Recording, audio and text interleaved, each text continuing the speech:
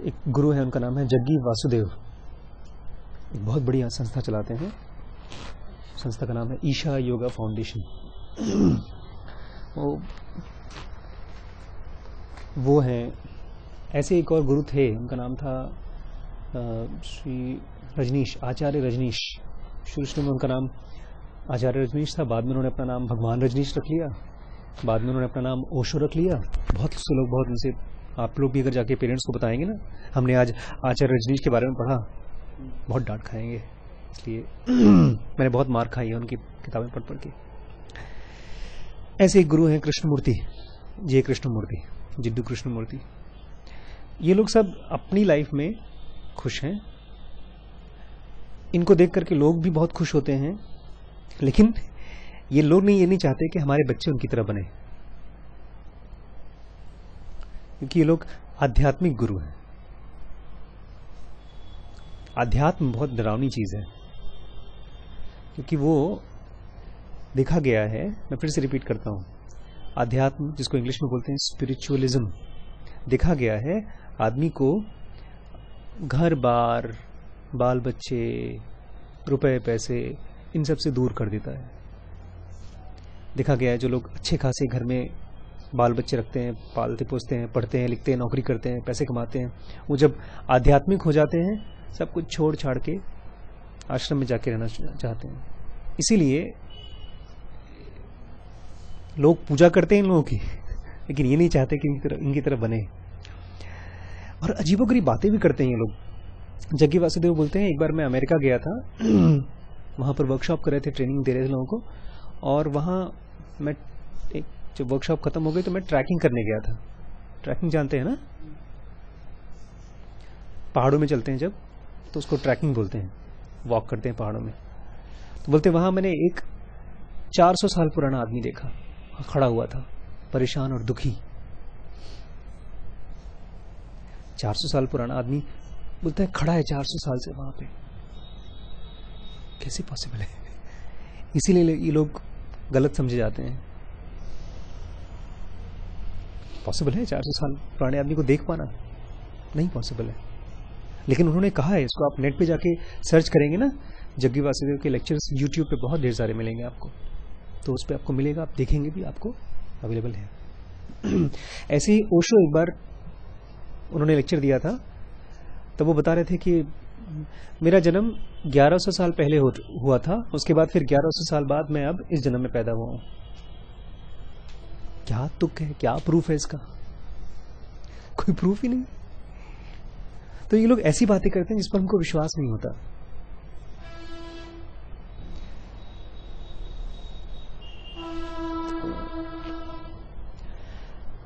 अब आज मैंने आज नहीं बल्कि कल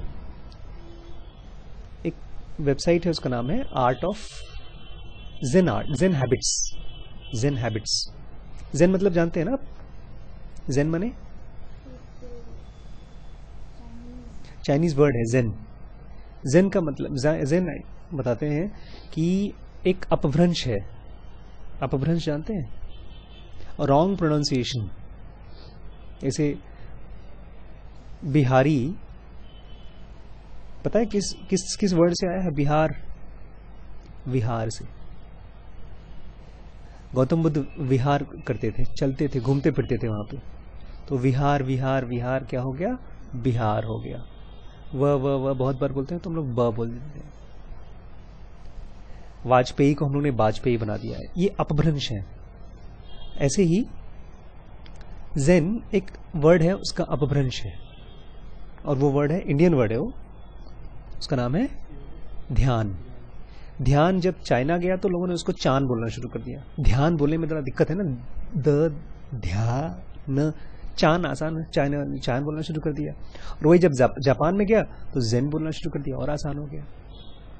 लेकिन इसके साथ साथ क्वालिटी ऑफ मेडिटेशन, जेन का मतलब है मेडिटेशन, या ध्यान का मतलब है मेडिटेशन, उसमें भी बदलाव आया है। तो जो जेन मॉनेस्ट्रीज हैं बहुत इंटेंस मेडिटेशन करती हैं। इंटेंस मतलब बहुत पावरफुल।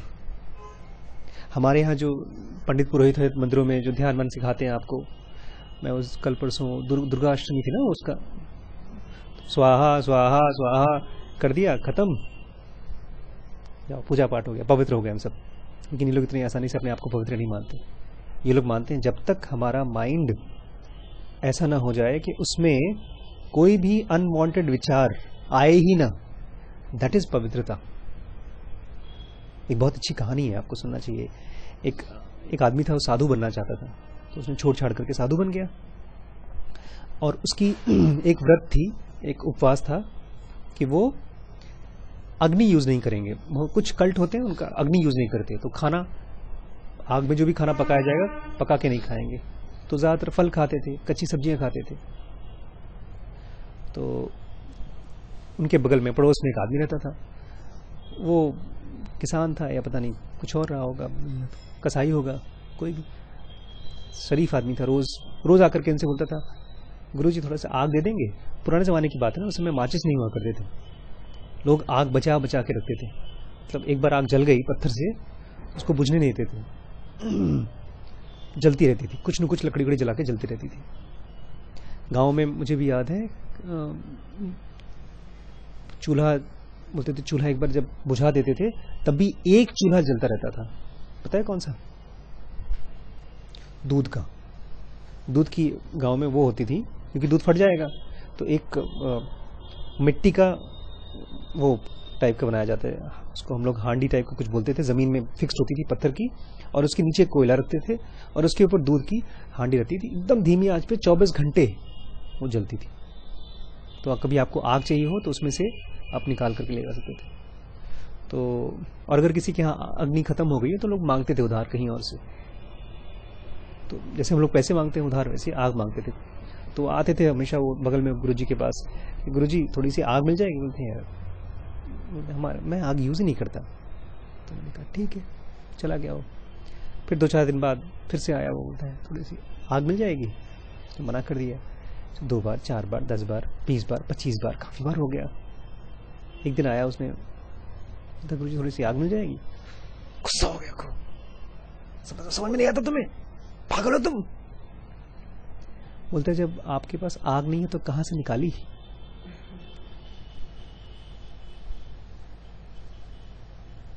नहीं समझे ना? सिद्धार्थ नहीं समझा। ये भी तो आग है, जो क्रोध है वो भी आग है। इसीलिए कल परसों मैंने अनितेंद्र को कि आग का जवाब नहीं दिया। उसने नमस्ते किया मुझे लगा बौछारी पड़ रही है पानी की, ठंडी हवा आ रही है, लेकिन तब तक उसने क्या बोला? नमस्ते सर। तो मुझे लगा ये तो लूक आ रही है गर्म हवाएं आ रही है, बचो इससे। तो अपने आप को ज़ेन मॉनेस्ट्री लोग मानते हैं कि जब तक हम अपने माइंड में अपने इमोशंस और अपने थॉट्स को अपने हिसाब से ना कंट्रोल कर सकें, तब तक वो साधना या तपस्या नहीं है, तब तक वो मेडिटेशन नहीं है।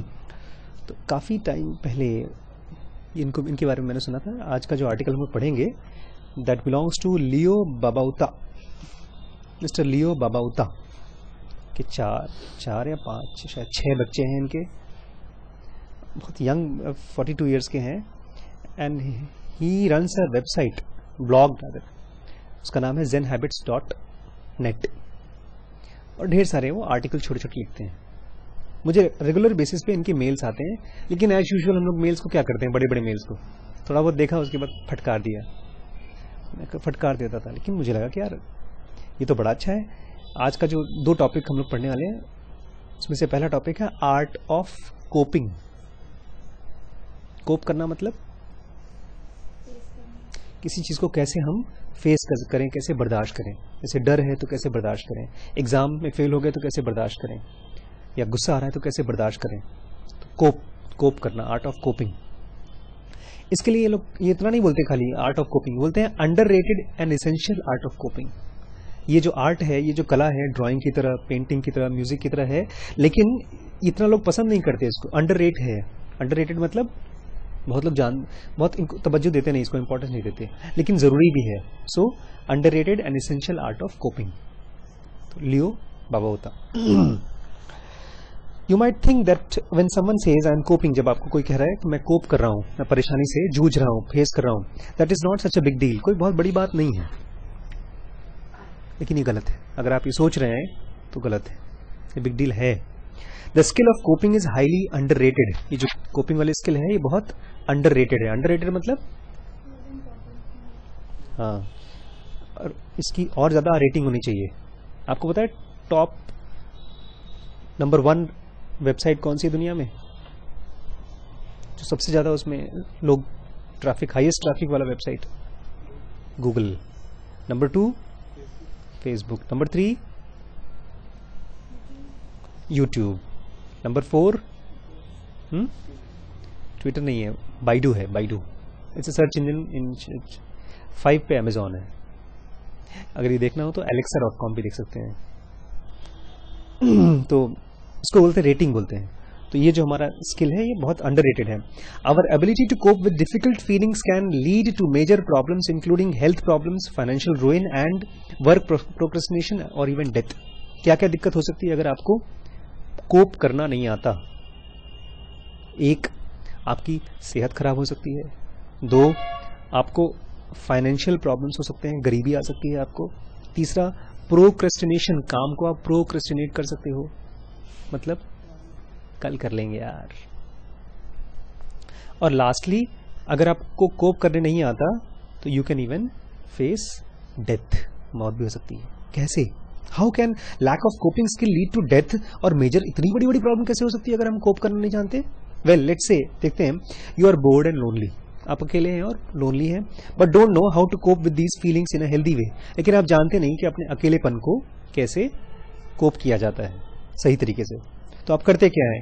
You might try to avoid these problems with distractions. तो आप अपने आप को डिस्ट्रैक्ट करने की कोशिश करते हो, जैसे ढेर सारा खाना खाओ, टेस्टी टेस्टी पकौड़ी खाओ, या कबाब खाते हैं ना आप लोग, कबाब पराठे खाओ, बर्गर खाओ, पिज्जा खाओ, टीवी, ढेर सारा टीवी देखो। वो भी भोजन ही है एक तरह से, मुंह से नहीं खाते हम, आंख से खाते रहते हैं। ड्रिंकिंग, जो बड़े लोग हैं वो अपने आप को डिस्ट्रैक्ट कैसे करते हैं? दारू पी के। स्मोकिंग, सिगरेट पी के। आई नो, बोल रहा है मैं जानता हूँ, because I have done these things my self many times. मैंने भी बहुत बार किया, हालांकि मैंने नहीं किया, लेकिन टीवी का और खाने का तो मैंने किया है। तो ये सब सही तरीका नहीं है अपने आप को कोप करने का। These are wrong, these aren't such big deal once a while, but frequent use of these coping mechanism will lead to eating way too much. कभी कभार अपने ज्यादा खा लिया, हफ्ते में, महीने में एक आध बार शादी वादी में गए तो ठीक है, लेकिन अगर आप रेगुलर बेसिस पे खा रहे हैं तो क्या दिक्कत हो सकती है?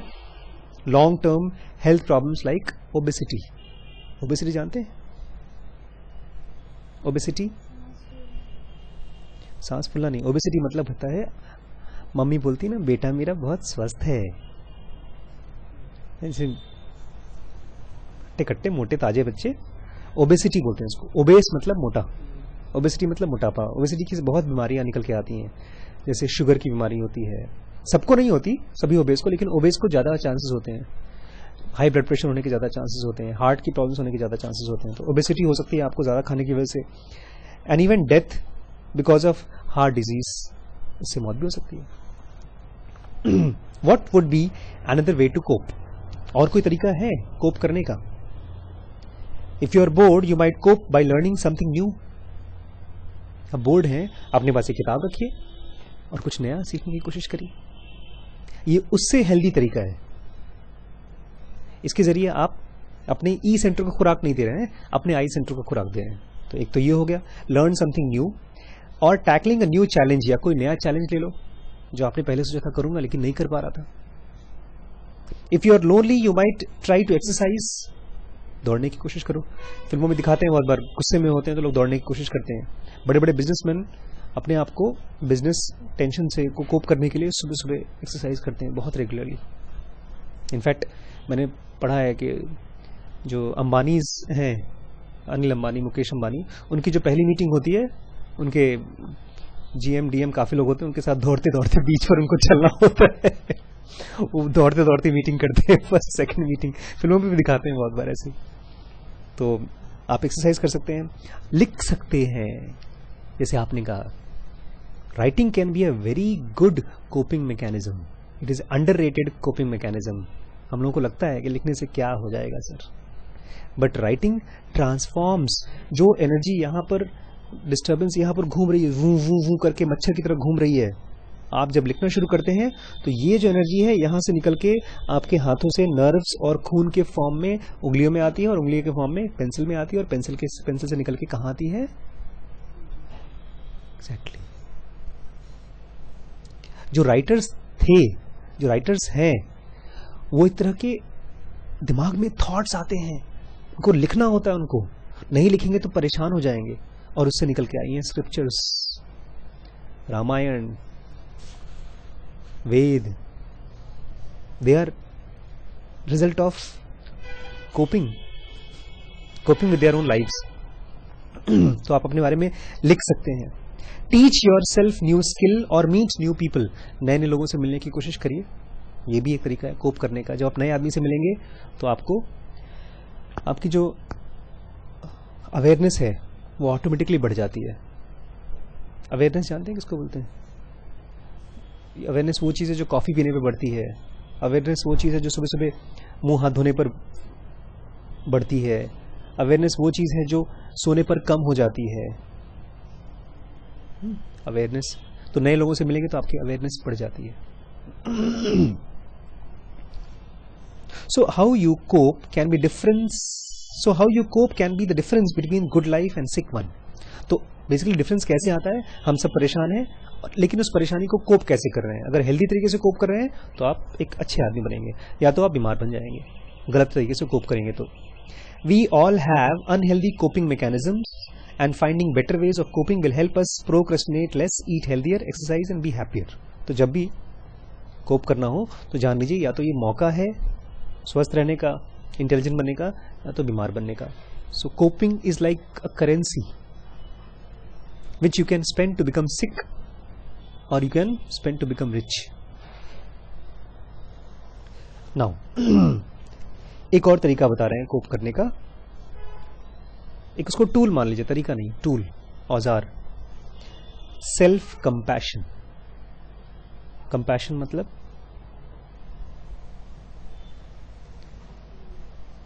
करुणा, दया.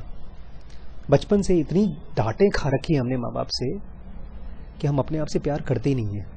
अपनी शक्ल जब शीशे में देखते हैं ना तो कोई बहुत, मतलब शक्ल से तो ठीक लगते हैं हम लोग, लेकिन बहुत खुश नहीं होते अपने आप को देखकर. दुखी होते हैं, परेशान होते हैं. अपने आप को हम लाइक ही नहीं करते बेसिकली.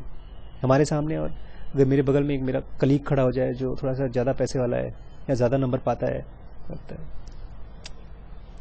मुझे बात से काफ़ी साल पहले मैंने एक कोई गलत हरकत की थी, तो मेरे कज़न हैं, भैया, संतोष भैया हैं, बोलते हैं बस इसी का इंतजार था मुझे. मैंने कहा मतलब?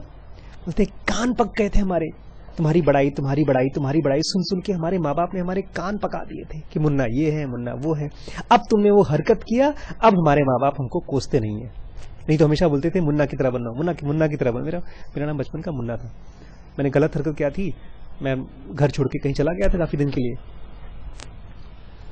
तो मैंने सोचा यार ये सोचो, मतलब मेरे अच्छे स्वभाव की वजह से लोग खुश नहीं थे, ये लोग परेशान थे.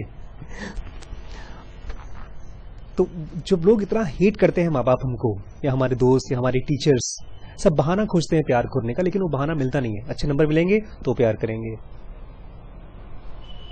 अच्छे से पोएम सुनाओगे तो प्यार करेंगे, अच्छे से नमस्ते करोगे तब प्यार करेंगे. ढेर सारे बहाने, लेकिन वो बहाने मिलते नहीं, प्यार हमको मिलता नहीं. तो जब लोग हमको प्यार नहीं करते तो हम भी अपने आप को प्यार नहीं करते. तो ये बोलता है अगर आप कोप करना चाहते हैं, सेल्फ कंपैशन, खुद को के प्रति करुणा, खुद के प्रति दया. ये मुझे मिला था थैंक गॉड 2000 में. पहली बार मुझे लगा कि मैं अपने आप को प्यार करता हूं. फर्स्ट टाइम 2000 में. पैदा हुआ हूं 1976 में. 76 से लेकर 2000 तक कितनी उम्र बीत गई मेरी? 24 साल. 24 साल में मुझे 24 साल बाद ये फीलिंग आई कि मैं अपने आप को प्यार करता हूं. हाँ मैंने एक वर्कशॉप रन किया था उसका नाम था मुक्ति यज्ञ। 15 डेज का वर्कशॉप था।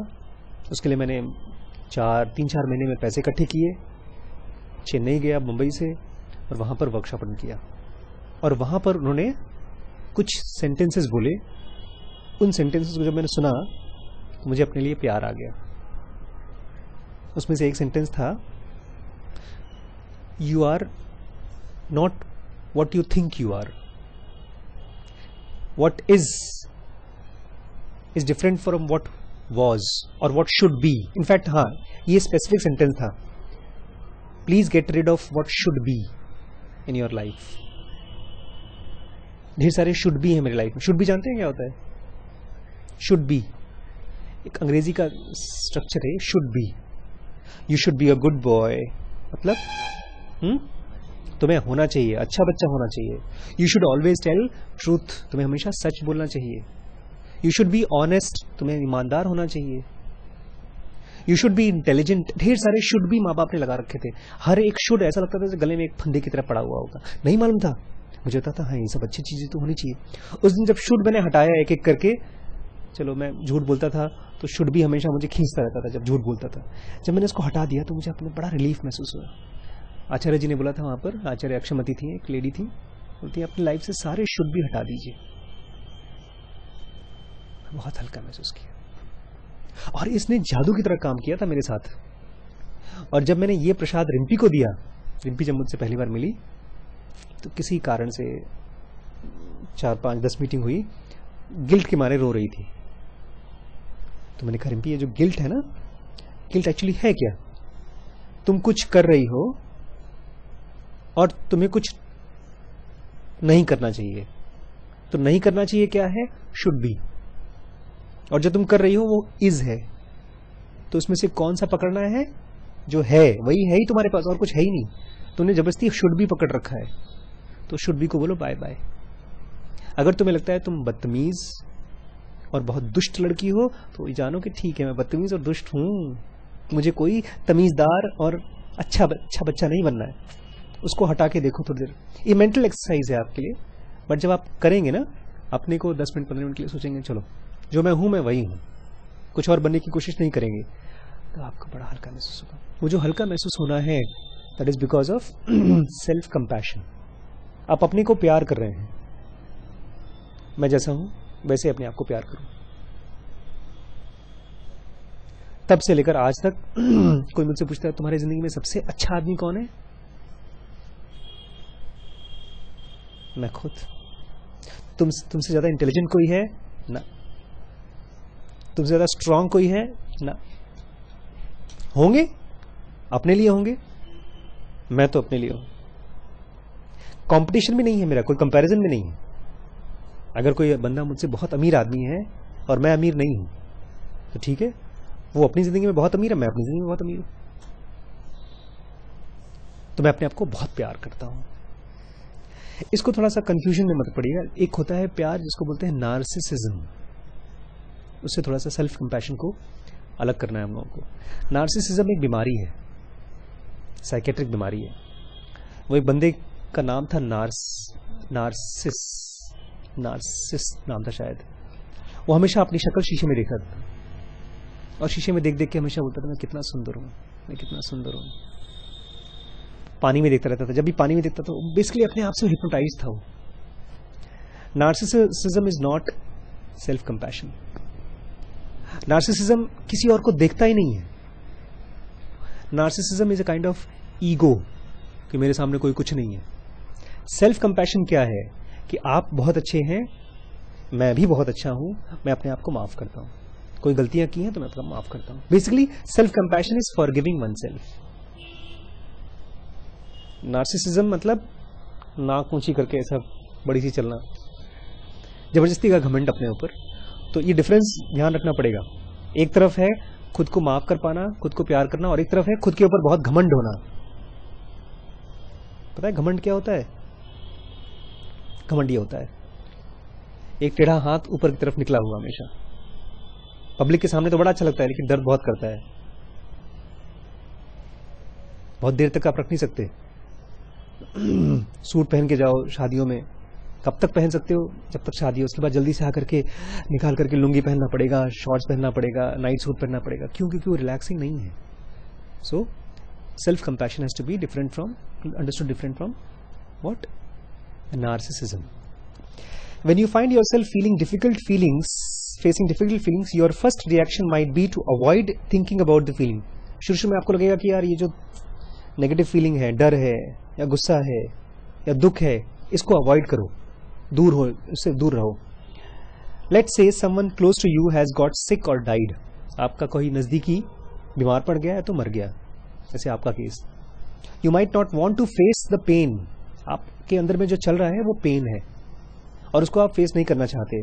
सो you cope with by avoiding the pain. तो आप उसको कैसे कोप करते हो? उसको अवॉइड करके, टीवी देखकर, कहीं घूम कर, किसी से बात करके, so that you can numb the pain. Numb मतलब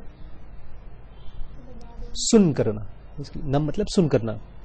और डिस्ट्रैक्ट योर सेल्फ, या खुद को, अपने आप को कहीं और डिस्ट्रैक्ट करना. This is running from the problem. ये क्या है? Running from the problem. आप ये प्रॉब्लम से भाग रहे हैं. If you notice your self doing this, अगर आप खुद को ऐसा करते हुए पा रहे हो, it's a good time to pause. अपने आप को रोको. Just say to yourself, I am avoiding. अपने आप से कहो, यार मैं तो भाग रहा हूं.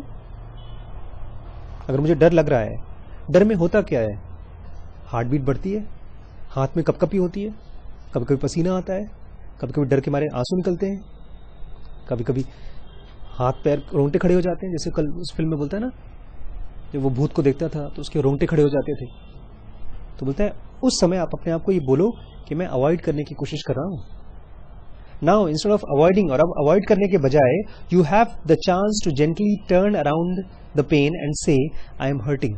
फिर अपने आप को बोलिए, ठीक है, मुझे दुख हो रहा है, या मुझे गुस्सा आ रहा है, जो भी आपको महसूस हो रहा है, या तो आई एम एंग्री. इसको बोलते हैं एक्नॉलेजमेंट. क्या बोलते हैं? मतलब मैं जो हूं मैं हूं. मुझे पता है क्यों उस आश्रम में 15 दिन के वर्कशॉप में हल्का लगा. क्योंकि उन्होंने कहा जैसे आप हैं, अगर वैसे आप अपने आप को एक्सेप्ट कर लेंगे तो आप एनलाइटमेंट हो सकते हैं. एनलाइटमेंट जो है, सेक्शन 2B3 खुलता है ब्रेन का, उससे आप समाधि और ध्यान में जा सकते हैं. लेकिन उसके लिए आपको नकली नहीं होना है, उसके लिए आपको टॉपर नहीं होना है क्लास का, उसके लिए आपको बहुत सुंदर नहीं दिखना है, उसके लिए बहुत ईमानदार नहीं होना है. उसके लिए आप जैसे हैं वैसे एक्सेप्ट करना है खुद को, एक्नॉलेज करना है खुद को. फिर मैंने सोचा, हाँ यार, मैं तो 24 साल से क्लास में टॉपर नहीं हूं, मैं मीडियोकर भी नहीं हूं, पीछे की बैक बेंचर्स में से था. लेकिन मैं हमेशा कोशिश करता था कि मैं मीडियोकर या तो टॉपर बन जाऊं. नहीं बनना मुझे, मैं बैक बेंचर ही रहूंगा. तो ये एक्नॉलेजमेंट है. Whatever you are going through, जो भी आप महसूस कर रहे हैं उसको एक्नॉलेज करना. And that's, it's okay to feel these things. और अपने आप से कहना, कोई बात नहीं, इट्स ओके. अगर ऐसा है, इसको फील करना तो कोई गलत चीज नहीं है. जैसे सर्दी फील करते हैं हम लोग, ठंड ज्यादा होती है तो ठंड महसूस होती है. इसमें मैं एक कहानी बताऊंगा छोटी सी, आपको बहुत हेल्पफुल होगी. एक ज़ेन मॉनेस्ट्री थी, उसमें एक ज़ेन मॉन्क समझते हैं? साधु, मॉन्क, MONK, मॉन्क. उसका गुरु बहुत एडवांस्ड, बहुत अच्छा गुरु था. उसकी डेथ हो गई.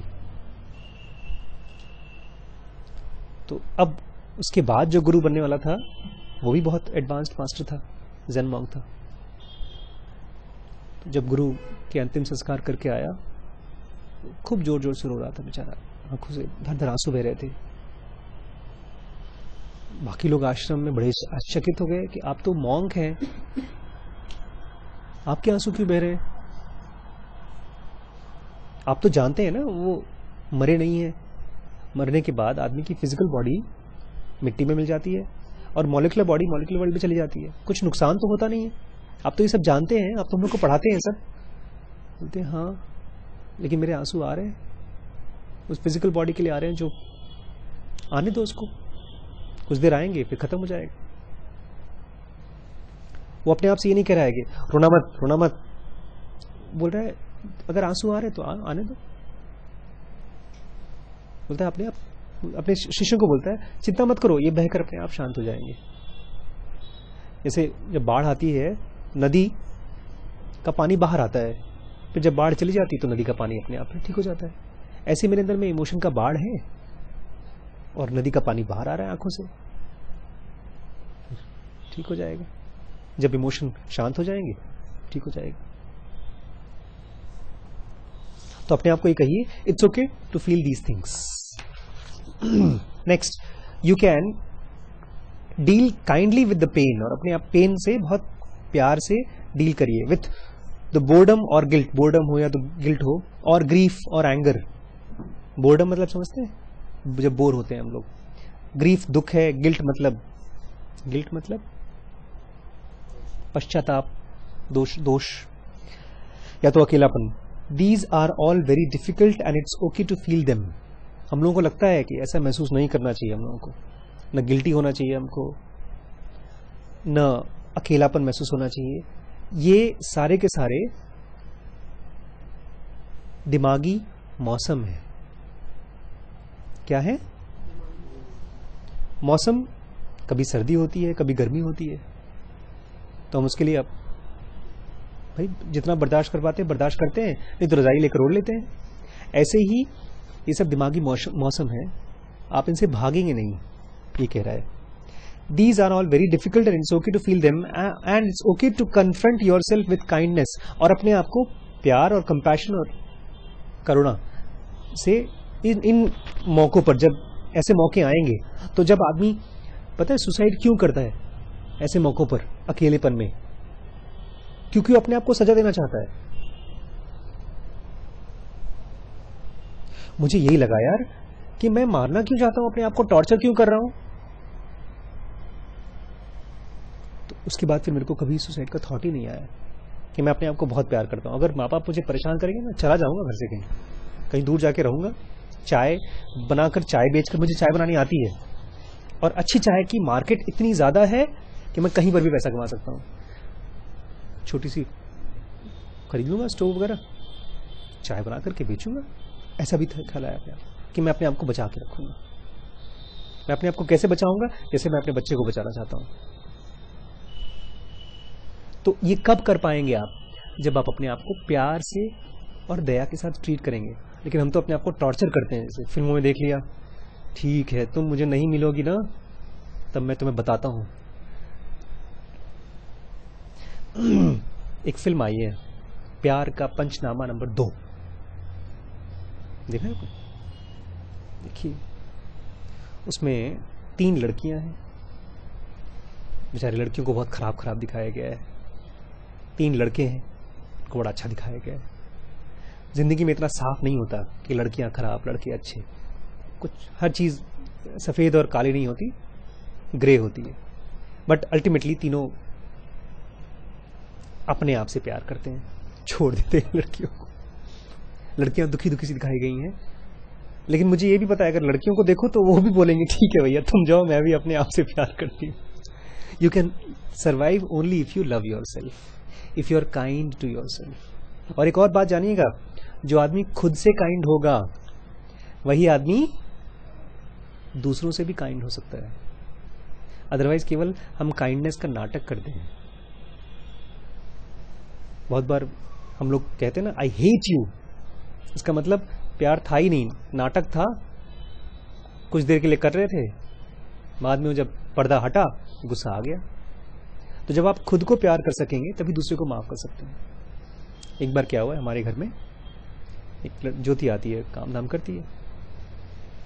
तो कुछ अलमारी में से नहीं, फ्रिज में से बहुत टेस्टी, वो आपके लखीमपुर में बहुत टेस्टी मिलती है, उसका नाम है चमचम नहीं, चांदनी खाइएगा अभी? अरे चांदनी मिठाई होती है छेने की, उसको आप मुंह में डालिए पिघल जाती है।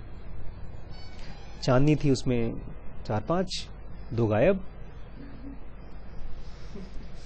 आमतौर पे दादियों को, मम्मियों को बड़ा गुस्सा आता है, काम वाली ने हमारा फ्रिज में से मिठाई खा गई। रिंपी ने मुझे बताया ऐसा हुआ है। थोड़ा सा मुझे अंदरूनी मौसम गुस्से वाला आया।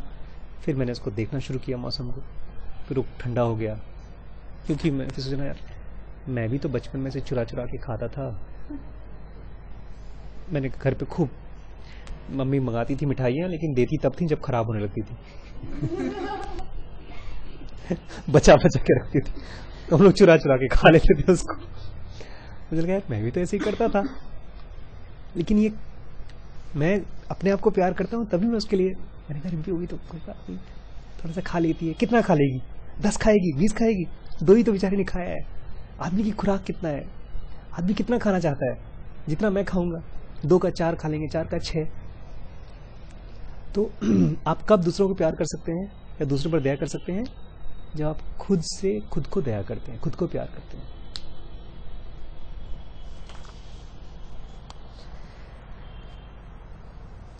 सेकेंड चीज है, सेकेंड टूल, पहला टूल है कोप करने का, खुद को प्यार करना, self compassion. And second very important thing to cope up with your negativities is curiosity and openness. क्या है मतलब? क्यूरियोसिटी मतलब उत्सुकता, जिज्ञासा। जानना है किसका फोन आया था?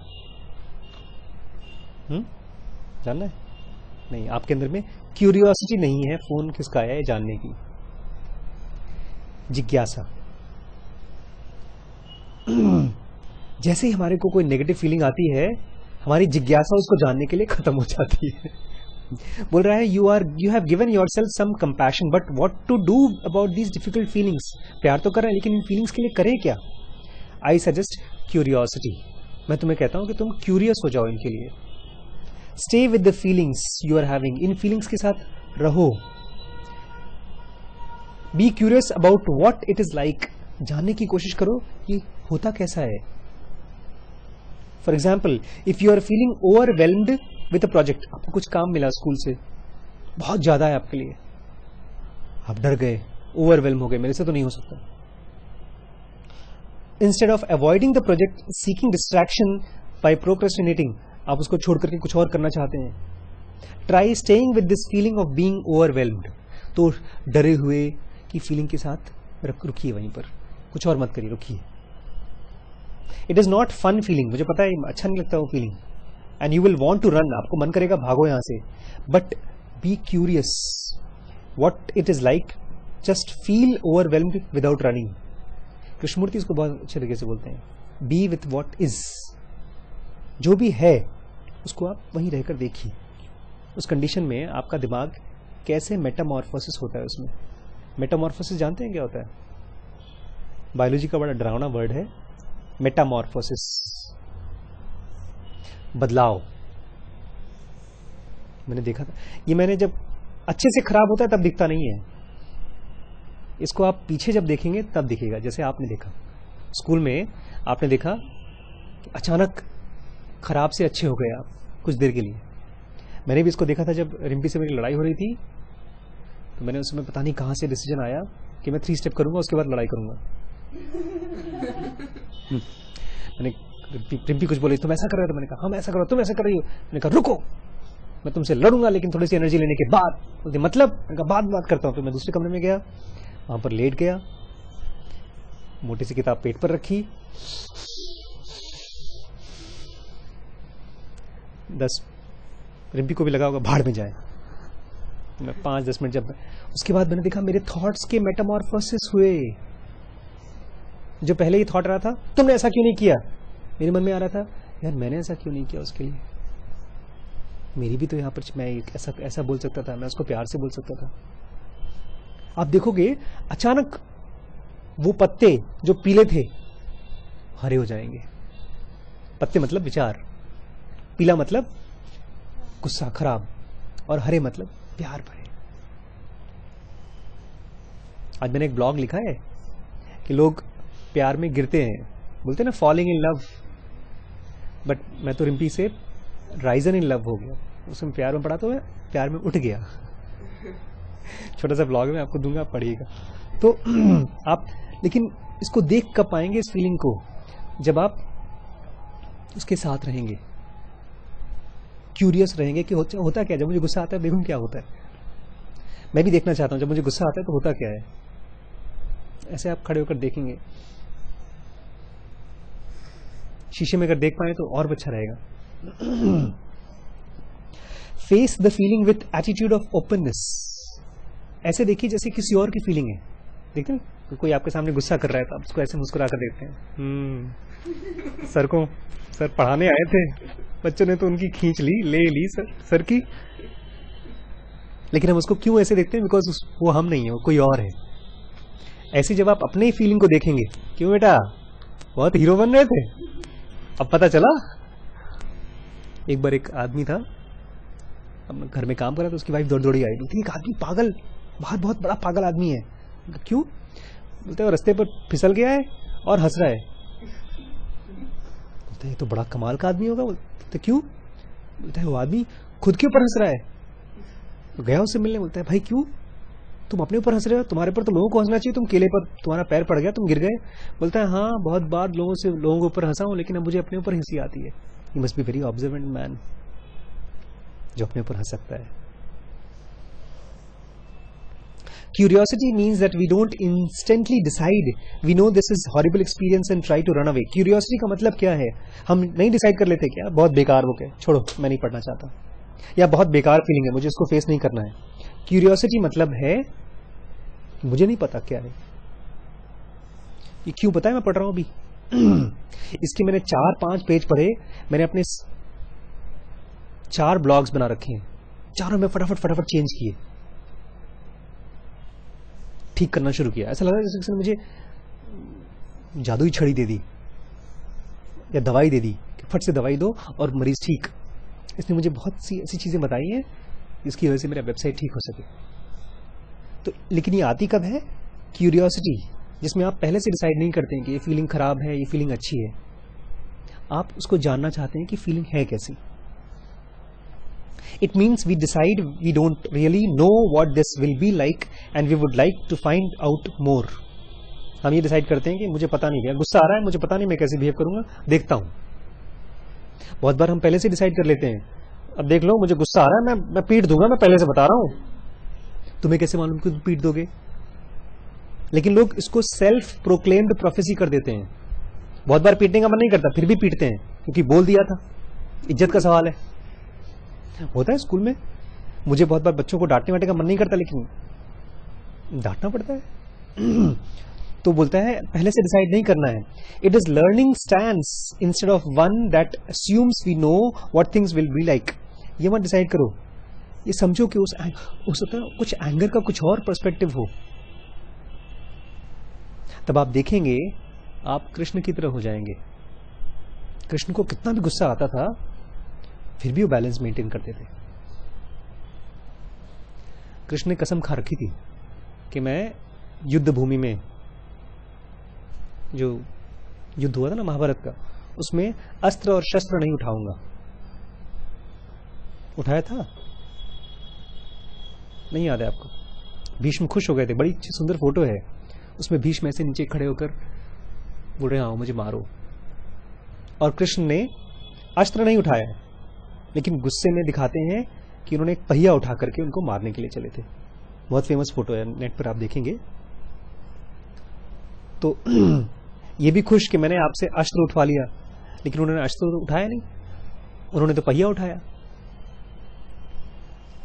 अपनी कसम, बहुत बार हम कसम अपनी तोड़ देते हैं इमोशंस में आकर के।